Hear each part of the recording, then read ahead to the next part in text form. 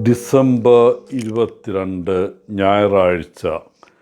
ലൂക്ക 1:39 മുതൽ 45 വരെ വാക്യങ്ങൾ.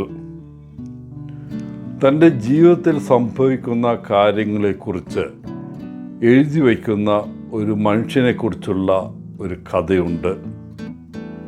തൻ്റെ ജീവിതത്തിൽ സംഭവിച്ച കാര്യങ്ങൾ എഴുതാൻ അദ്ദേഹത്തിന് 2 രീതികളുണ്ടായിരുന്നു. തനിക്ക് ലഭിച്ച വേദനകളുടെ പട്ടികയെല്ലാം മണലിലാണ് എഴുതിയിരുന്നത്. എന്നാൽ തനിക്ക് ലഭിക്കുന്ന എല്ലാ അനുഗ്രഹങ്ങളും അദ്ദേഹം കല്ലിൽ കൊത്തിവെക്കും. അദ്ദേഹത്തോട് നിങ്ങൾ എന്തിനാണ് ഇങ്ങനെ ചെയ്യുന്നത് എന്ന് ചോദിച്ചപ്പോൾ അവൻ പറഞ്ഞു, ഞാൻ വേദനകളും തെറ്റുകളും മണലിൽ ആലേഖനം ചെയ്യുന്നു. അങ്ങനെ ക്ഷമയുടെയും സ്നേഹത്തിൻ്റെയും കാറ്റിന് ഒരു കാലത്തിന് ശേഷം അവയെ ഇല്ലാതാക്കാൻ കഴിയും. എന്നാൽ പ്രധാനമായി എൻ്റെ എല്ലാ അനുഗ്രഹങ്ങളും കൃപകളും കല്ലിൽ കൊത്തിവയ്ക്കാൻ ഞാൻ ശ്രമിക്കുന്നു. അങ്ങനെ സമയത്തിനോ തിരക്കുകൾക്കോ നിർഭാഗ്യത്തിനോ സാഹചര്യത്തിനോ പോലും ആ ഓർമ്മകളെ മായ്ക്കാൻ കഴിയില്ല. അനുഗ്രഹങ്ങൾ കല്ലിൽ കൊത്തിയെടുക്കുക എന്തൊരു വലിയ കാര്യമാണത്.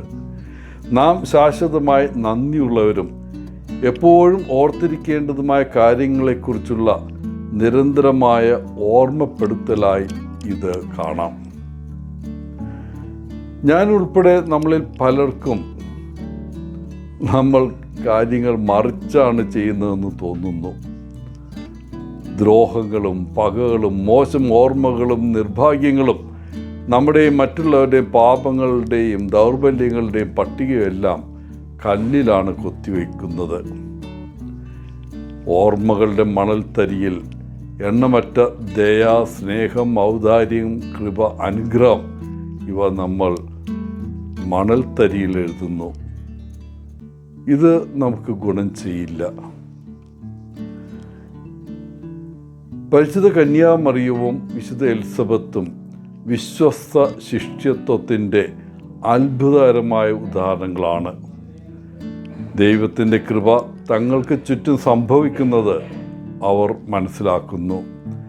ദൈവത്തെ സ്തുതിക്കുന്നതിലും സ്തോത്രം ചെയ്യുന്നതിലും ഇരുവരും സന്തോഷിക്കുന്നു.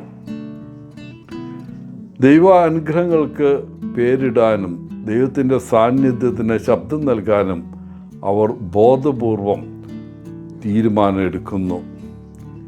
ഇത് ശരിക്കും ഒരു പ്രചോദനാത്മക നിമിഷമാണ്.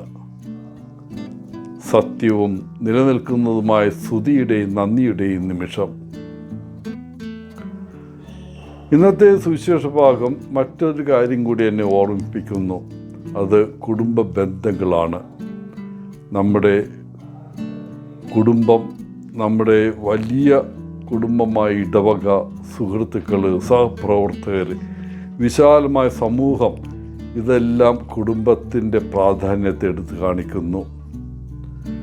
മറിയം തൻ്റെ ചാർച്ചക്കാരിയായ എലിസബത്തിനെ കാണാൻ പോയി. അവർ ഒരുമിച്ച് സന്തോഷവും സ്നേഹവും പങ്കുവയ്ക്കുന്നു. പരസ്പരം വലിയ പിന്തുണ നേടുന്നു. പ്രിയപ്പെട്ടവരെ, സന്തോഷത്തിൻ്റെ സമയത്തും പരീക്ഷണ സമയത്തും നമ്മൾ പരസ്പരം നൽകുന്ന പിന്തുണയും പ്രോത്സാഹനവും എത്ര പ്രധാനമാണ്.